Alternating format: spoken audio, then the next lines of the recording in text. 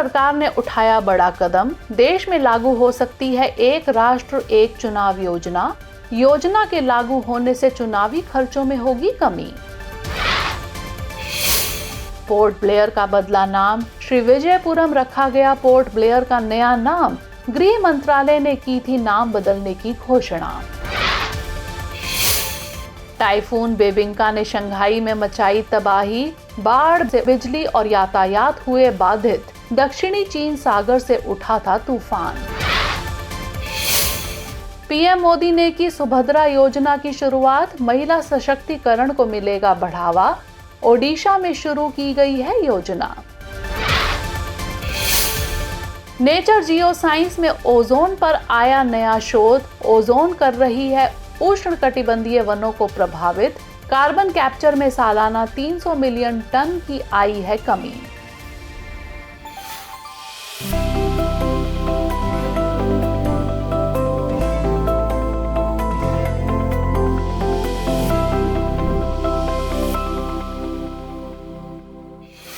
हाल ही में प्रधानमंत्री नरेंद्र मोदी के नेतृत्व वाली केंद्र सरकार ने एक राष्ट्र एक चुनाव योजना को लागू करने का प्रस्ताव किया है। इस प्रस्ताव का उद्देश्य भारत में विभिन्न स्तरों पर होने वाले चुनावों को एक साथ कराने की प्रक्रिया को सरल बनाना है। बता दें कि एक राष्ट्र एक चुनाव का मतलब लोकसभा और राज्य विधानसभाओं के चुनाव एक साथ कराने का विचार है। इसका मकसद चुनावों की संख्या और उससे होने वाले खर्च को कम करना है। ऐसे में माना जा रहा है कि एक साथ चुनाव कराने से चुनावी प्रक्रिया सरल होगी और चुनावी खर्च तथा समय की बचत होगी। गौरतलब है कि भारत में पहले लोकसभा और राज्य विधानसभाओं के चुनाव एक साथ 1951-52, 1957, 1962 और 1967 में हुए थे। हालांकि इसके बाद यह प्रक्रिया जारी नहीं कर रह सकी और लोकसभा और राज्य विधानसभा के चुनाव अलग अलग होते रहे हैं। वहीं एक साथ चुनाव कराने का मुद्दा 2014 में प्रधानमंत्री मोदी ने उठाया था। इस पर सुझाव देने के लिए पूर्व राष्ट्रपति रामनाथ कोविंद की अध्यक्षता में एक पैनल का गठन किया गया था। जानकारी के लिए बता दें कि रामनाथ कोविंद पैनल का मकसद एक राष्ट्र एक चुनाव के विचार का मूल्यांकन करना था और साथ ही इसके कार्यान्वयन के लिए सुझाव देना था। हाल ही में केंद्र सरकार ने अंडमान और निकोबार द्वीप समूह की राजधानी पोर्ट ब्लेयर का नाम बदलकर श्रीविजयपुरम कर दिया है। इस ऐतिहासिक निर्णय की घोषणा गृह मंत्रालय द्वारा की गई। यह नामकरण प्रधानमंत्री नरेंद्र मोदी के उस दृष्टिकोण से प्रेरित है जिसका उद्देश्य औपनिवेशिक प्रतीकों से मुक्ति दिलाना है। गौरतलब है कि श्रीविजयपुरम नाम भारतीय स्वतंत्रता संग्राम में अंडमान और निकोबार द्वीप समूह के अद्वितीय योगदान को दर्शाता है। बता दें कि अंडमान और निकोबार द्वीप समूह भारत के दक्षिणी पूर्वी तट पर स्थित एक केंद्र शासित प्रदेश है। इसे केंद्रीय गृह मंत्रालय द्वारा प्रत्यक्ष रूप से प्रशासित किया जाता है। यह द्वीप समूह 572 द्वीपों से मिलकर बना है, जिनमें से केवल कुछ ही बसे हुए हैं। यह द्वीप समूह अपनी प्राकृतिक सुंदरता, हरे भरे जंगलों, समृद्ध समुद्री जीवन और विविध जनजातीय संस्कृति के लिए प्रसिद्ध है। यहाँ की सेलुलर जेल भारतीय स्वतंत्रता संग्राम का प्रमुख स्थल है। वहीं इस द्वीप समूह का ऐतिहासिक और भौगोलिक महत्व भी है, जो इसे एक अनूठा पर्यटक स्थल बनाता है। जानकारी के लिए बता दें कि पोर्ट ब्लेयर का नाम ब्रिटिश नौसेना सर्वेक्षक और बॉम्बे मरीन में लेफ्टिनेंट आर्चीबाल्ड ब्लेयर के नाम पर रखा गया था, जो 1770 के दशक के अंत में अंडमान द्वीप समूह का गहन सर्वेक्षण करने वाले पहले अधिकारी थे। हाल ही में राष्ट्रीय जूट बोर्ड ने घोषणा की है कि इस वित्तीय वर्ष में जूट उत्पादन में 20% की गिरावट आने की उम्मीद है। ऐसे में इसके पीछे की वजह प्राकृतिक आपदाओं को माना जा रहा है, जिसके चलते पश्चिम बंगाल और असम में खेती प्रभावित हुई है।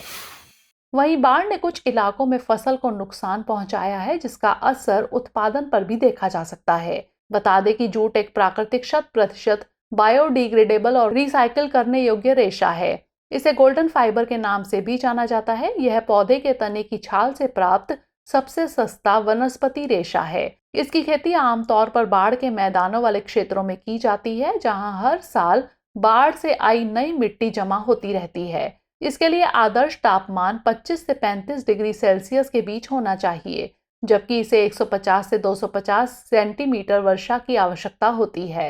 इसके मुख्य उत्पादक राज्य पश्चिम बंगाल, बिहार, असम और ओडिशा तथा मेघालय है। इसका प्रयोग बोरियां, चटाई, रस्सी, तंतु व धागे तथा गलीचे बनाने में किया जाता है। जानकारी के लिए बता दें कि राष्ट्रीय जूट बोर्ड की स्थापना राष्ट्रीय जूट बोर्ड अधिनियम 2008 के तहत की गई थी। यह कपड़ा मंत्रालय के अधीन कार्य करता है। हाल ही में टाइफून बेबिंका से शंघाई में भारी तबाही देखी गई। इसे 1949 के बाद से चीन की वित्तीय राजधानी में आने वाला सबसे शक्तिशाली तूफान माना जा रहा है। इस तूफान ने दक्षिणी और पूर्वी तटीय क्षेत्रों को खासा प्रभावित किया। खासकर यह गुआंगडोंग, फुजियान और हाइनान प्रांतों को सबसे अधिक प्रभावित किया है। बता दें कि टाइफून बेबिंका एक उष्णकटिबंधीय चक्रवात है जिसकी उत्पत्ति दक्षिणी चीन सागर में हुई थी। इस तूफान का नाम बेबिंका थाईलैंड द्वारा दिया गया है। दरअसल बेबिंका एक मिठाई का नाम है जो थाईलैंड और अन्य दक्षिण पूर्व एशियाई देशों में प्रसिद्ध है। इस मिठाई के नाम पर इस टाइफून का नामकरण किया गया है जो इन देशों की सांस्कृतिक विविधता और महत्व को दर्शाता है। गौरतलब है कि चक्रवातों का नामकरण विश्व मौसम विज्ञान संगठन के तहत की जाती है, जहां सदस्य देशों द्वारा तूफान के नाम तय किए जाते हैं। जानकारी के लिए बता दें कि टाइफून चक्रवाती तूफान का ही दूसरा नाम है। चीन, जापान, दक्षिण कोरिया, फिलीपींस और एशिया प्रशांत क्षेत्र के अधिकांश हिस्सों में आने वाले चक्रवाती तूफानों को टाइफून कहा जाता है। हाल ही में भारतीय राष्ट्रीय महासागर सूचना सेवा केंद्र ने इंटीग्रेटेड ओशन एनर्जी एटलस का अनावरण किया। यह एटलस भारत के अनन्य आर्थिक क्षेत्र में समुद्री ऊर्जा संसाधनों की विशाल क्षमता को दर्शाता है। इस एटलस में समुद्री मौसम विज्ञान संबंधी ऊर्जा स्रोत जैसे सौर और पवन ऊर्जा एवं जल विज्ञान को शामिल किया गया है। यह एटलस ऊर्जा उत्पादन की उच्च संभावनाओं वाले क्षेत्रों की पहचान करता है, जो नीति निर्माताओं, उद्योगों और शोधकर्ताओं के लिए एक महत्वपूर्ण संसाधन के रूप में कार्य करेगा। इसमें महासागरीय ऊर्जा घटकों का वार्षिक, मासिक और दैनिक अनुमान शामिल है, जिन्हें 5 किलोमीटर के ग्रिड रेजोल्यूशन पर वेब भौगोलिक सूचना प्रणाली द्वारा एक्सेस किया जा सकता है। बता दें कि भारतीय राष्ट्रीय महासागर सूचना सेवा केंद्र की स्थापना 1999 में की गई थी। यह एक स्वायत्त निकाय है जो पृथ्वी विज्ञान मंत्रालय के तहत कार्य करता है। यह तटीय इलाकों में रहने वाले लोगों के लिए समुद्री मौसम संबंधी जानकारी प्रदान करता है, साथ ही मछुआरों, नौवहन और समुद्री मौसम पूर्वानुमान तथा समुद्री स्थितियों के बारे में भी जानकारी देता है। यह हिंद महासागर क्षेत्र में सुनामी चेतावनी प्रणाली के रूप में कार्य करता है। जानकारी के लिए बता दें कि भारत का अनन्य आर्थिक क्षेत्र भारत की तट रेखा से 200 समुद्री मील तक फैला हुआ है। यह क्षेत्र अंतर्राष्ट्रीय कानून के तहत भारत को विभिन्न समुद्री संसाधनों के उपयोग, प्रबंधन और संरक्षण का विशेष अधिकार देता है। हाल ही में भारतीय विज्ञान संस्थान ने एक नई तरह की कंप्यूटिंग प्रणाली विकसित की है। वैज्ञानिकों ने इसे न्यूरोमॉर्फिक यानी मस्तिष्क प्रेरित एनालॉग कंप्यूटिंग प्रणाली का नाम दिया है। इस प्रणाली की खास बात यह है कि यह एक विशेष प्रकार की आणविक फिल्म का उपयोग करती है। इस फिल्म की मदद से यह 16,500 अलग-अलग स्थितियों में डेटा को स्टोर और प्रोसेस कर सकती है। ऐसे में वैज्ञानिकों का मानना है कि यह प्रणाली मनुष्य के दिमाग की तरह सोचने और सीखने में सक्षम हो सकती है। यह प्रणाली कई सारी जानकारी को एक साथ प्रोसेस कर सकती है। वहीं माना जा रहा है कि इस तकनीक का उपयोग भविष्य में कंप्यूटर और रोबोटिक्स में किया जा सकता है। जानकारी के लिए बता दें कि न्यूरोमॉर्फिक कंप्यूटिंग एक नई तकनीक है। इस तकनीक को मानव मस्तिष्क की तरह काम करने के लिए डिजाइन किया गया है। इसमें कृत्रिम न्यूरॉन्स और सिनेप्स का उपयोग किया गया है, जो मनुष्य के मस्तिष्क की संरचना और उसके काम करने के तरीके की नकल करने में सक्षम होगी। यह प्रणाली मनुष्य के दिमाग की तरह पर्यावरण से नई चीजों को देखकर और समझकर सीख सकती है। वहीं यह पारंपरिक कंप्यूटर से अलग होगी, जो केवल बाइनरी भाषा में काम करते हैं। हाल ही में प्रधानमंत्री नरेंद्र मोदी ने चौथे वैश्विक नवीकरणीय ऊर्जा निवेशक सम्मेलन एवं एक्सपो री इन्वेस्ट का उद्घाटन किया। यह सम्मेलन गुजरात के गांधीनगर में आयोजित किया गया। इस सम्मेलन में प्रमुख भागीदारों ने वित्त पोषण, हरित हाइड्रोजन एवं भविष्य के ऊर्जा समाधानों पर चर्चा की। इस वर्ष के आयोजन के लिए प्रमुख अंतर्राष्ट्रीय साझेदारों में ऑस्ट्रेलिया, डेनमार्क, जर्मनी और नॉर्वे शामिल हुए, जबकि इसके अलावा आंध्र प्रदेश, गुजरात, मध्य प्रदेश, तेलंगाना, राजस्थान, कर्नाटक और उत्तर प्रदेश जैसे भारतीय राज्य सक्रिय रूप से भाग लिए। गौरतलब है कि री इन्वेस्ट का उद्देश्य नवीकरणीय ऊर्जा के क्षेत्र में निवेश को बढ़ावा देना है। यह नवीकरणीय ऊर्जा के क्षेत्र में निवेश और साझेदारी को प्रोत्साहित करने का एक प्रमुख मंच है। इसका मकसद नवीकरणीय ऊर्जा के माध्यम से सतत विकास के लक्ष्यों को हासिल करना है। बता दें कि नवीकरणीय ऊर्जा प्राकृतिक स्रोतों से प्राप्त ऊर्जा होती है, जिसे खपत की तुलना में तेजी से प्राप्त किया जा सकता है। यह पर्यावरण के अनुकूल और टिकाऊ होती है। इसके प्रमुख स्रोत पवन ऊर्जा, सौर ऊर्जा, हाइड्रो पावर, जियोथर्मल और बायोमास है। जानकारी के लिए बता दें कि भारत वैश्विक स्तर पर स्थापित नवीकरणीय ऊर्जा क्षमता में और पवन ऊर्जा क्षमता में चौथे स्थान पर है, जबकि सौर ऊर्जा क्षमता में 5वें स्थान पर है। वहीं भारत ने वर्ष 2021 में ही अपने लक्ष्य को पूरा करते हुए नवीकरणीय ऊर्जा स्रोतों से 40% विद्युत क्षमता का लक्ष्य हासिल कर लिया है। हाल ही में नेचर जियोसाइंस में ओजोन पर एक शोध प्रकाशित किया गया है। इस शोध के मुताबिक ओजोन उष्णकटिबंधीय वनों के विकास को प्रभावित कर रही है। वहीं अध्ययन में पाया गया है कि वायु प्रदूषण से कार्बन कैप्चर में सालाना लगभग 300 मिलियन टन की कमी आई है।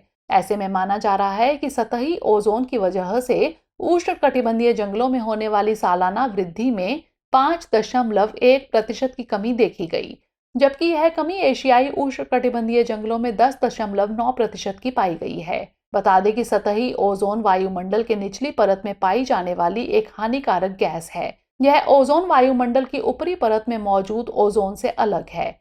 इसका निर्माण वाहनों और फैक्ट्रियों से निकलने वाले धुएं में मौजूद रसायन सूर्य की किरणों के संपर्क में आने से होता है। इससे सांस लेने में दिक्कत, अस्थमा और फेफड़ों की समस्याएं बढ़ जाती हैं, जबकि यह पौधों की वृद्धि में कमी का कारण बनती है। जानकारी के लिए बता दें कि ओजोन परत को पृथ्वी का सुरक्षा कवच कहा जाता है, जो सूर्य से आने वाली हानिकारक गैसों से उसकी रक्षा करती है। यह परत मुख्य रूप से ओजोन गैस से बनी होती है और वायुमंडल के स्ट्रेटोस्फीयर हिस्से में पाई जाती है।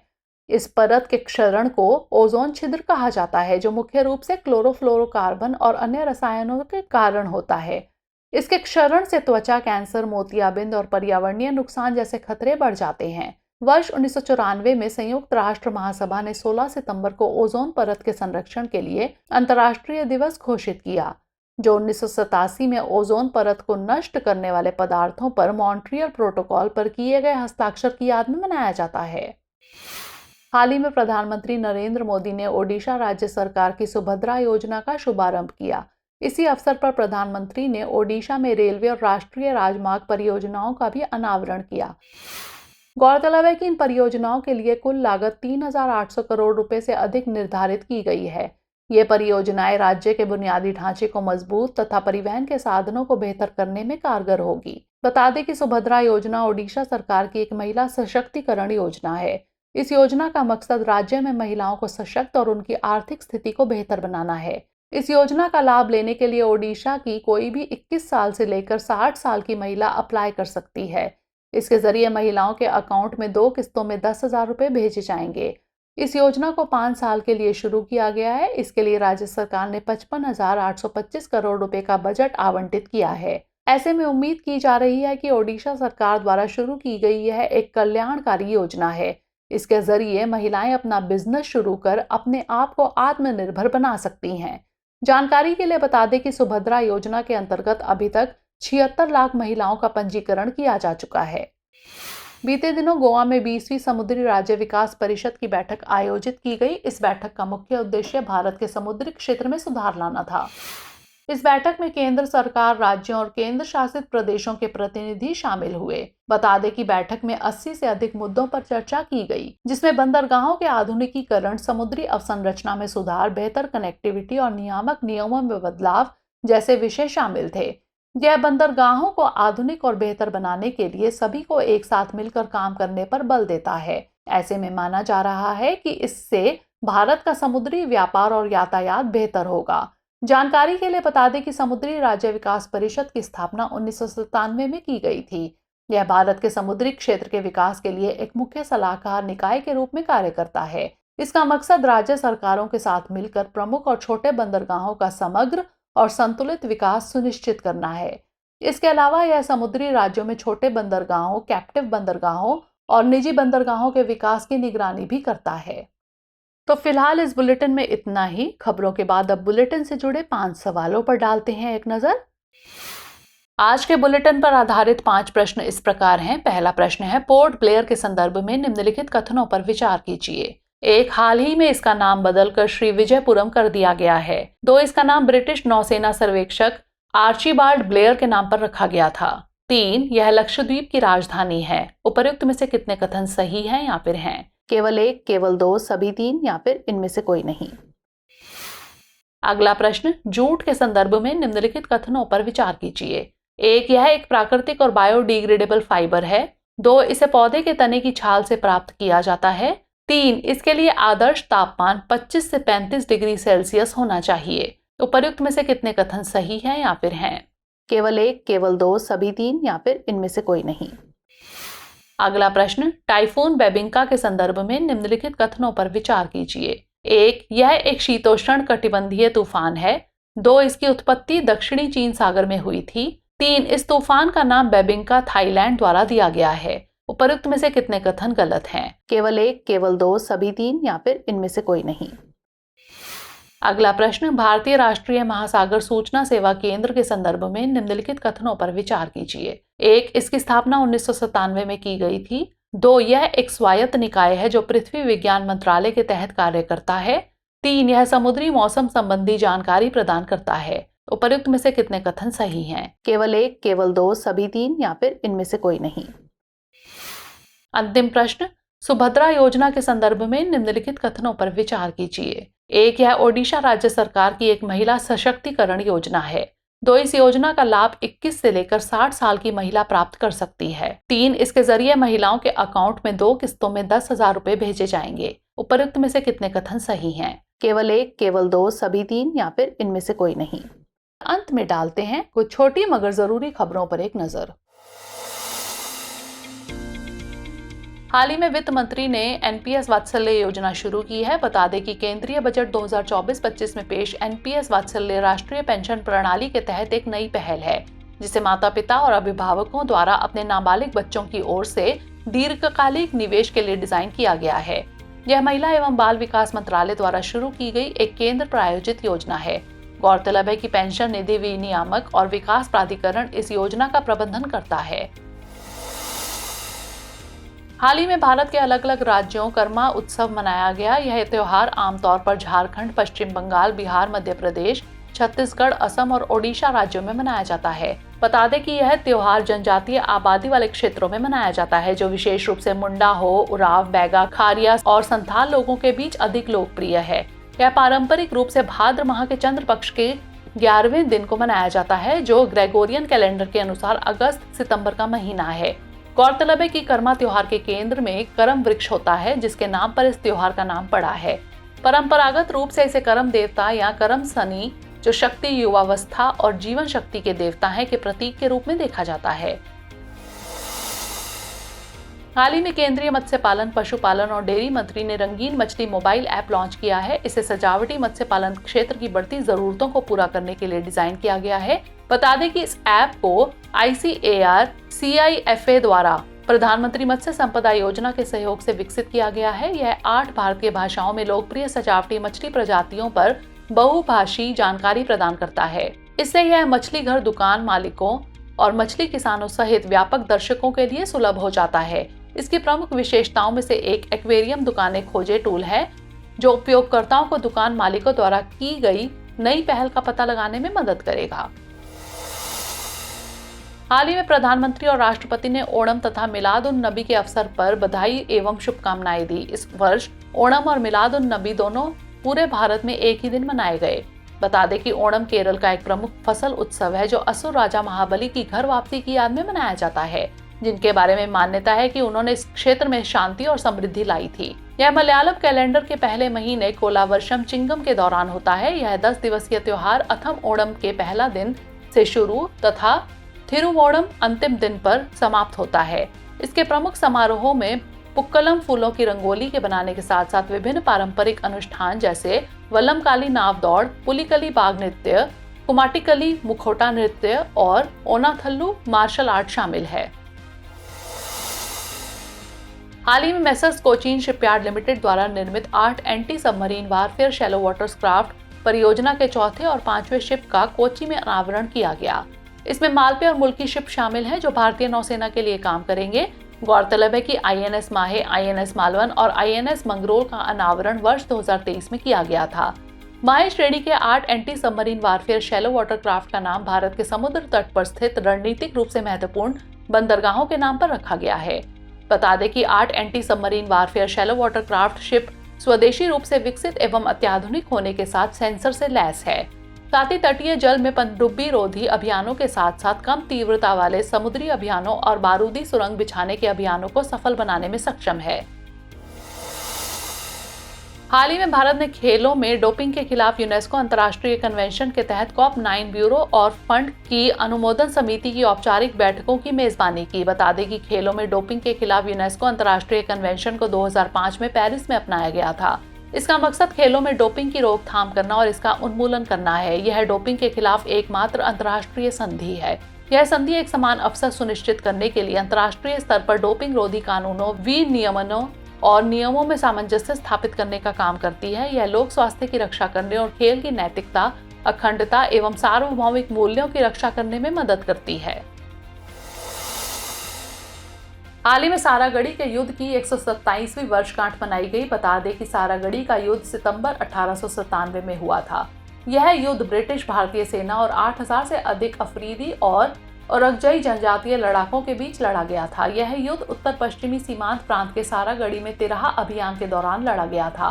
गौरतलब है कि सारागढ़ी एक महत्वपूर्ण संचार चौकी थी। गौरतलब है कि युद्ध में सिख सैनिकों का नेतृत्व हवलदार ईशर सिंह ने किया था। ईशर सिंह ने युद्ध में असाधारण साहस का परिचय दिया और अंतिम क्षण तक लड़ने का फैसला किया। सभी 21 सिखों को मरणोपरांत Indian order of the merit से सम्मानित किया गया था। हाल ही में नागालैंड में नागा किंग चिली उत्सव मनाया गया। यह उत्सव सामुदायिक कृषि का एक जीवंत उदाहरण प्रस्तुत करता है। बता दें कि Naga king chilli capsicum Chinese Jacqueline के नाम से भी जाना जाता है। यह दुनिया की सबसे तीखी मिर्चों में से एक है। इसके तीखेपन को 2006 में गिनीज वर्ल्ड रिकॉर्ड द्वारा प्रमाणित किया गया था। इसका तीखापन 1 मिलियन स्कॉविल हीट यूनिट से अधिक है। इसे 2008 में भौगोलिक संकेतक टैग प्रदान किया गया था। इसकी खेती मुख्य रूप से नागालैंड, असम, मणिपुर और कुछ हद तक मिजोरम, अरुणाचल प्रदेश तथा मेघालय में की जाती है। प्रिय व्यूअर्स, हमारी टीम कोशिश करती है कि आपको दी गई खबरों में एक भी गलती ना हो, लेकिन यदि किसी सोर्स या ह्यूमन एरर की वजह से ऐसी गलती हो जाती है तो इस वीडियो के कमेंट बॉक्स में उस गलती को सुधार कर पिन कर दिया जाता है। यह आपको कमेंट बॉक्स में सबसे ऊपर दिखाई देता है। डियर व्यूअर्स, अपने एग्जाम की तैयारी को और बेहतर करने के लिए हमारे चैनल को लाइक, शेयर और सब्सक्राइब करना न भूलें।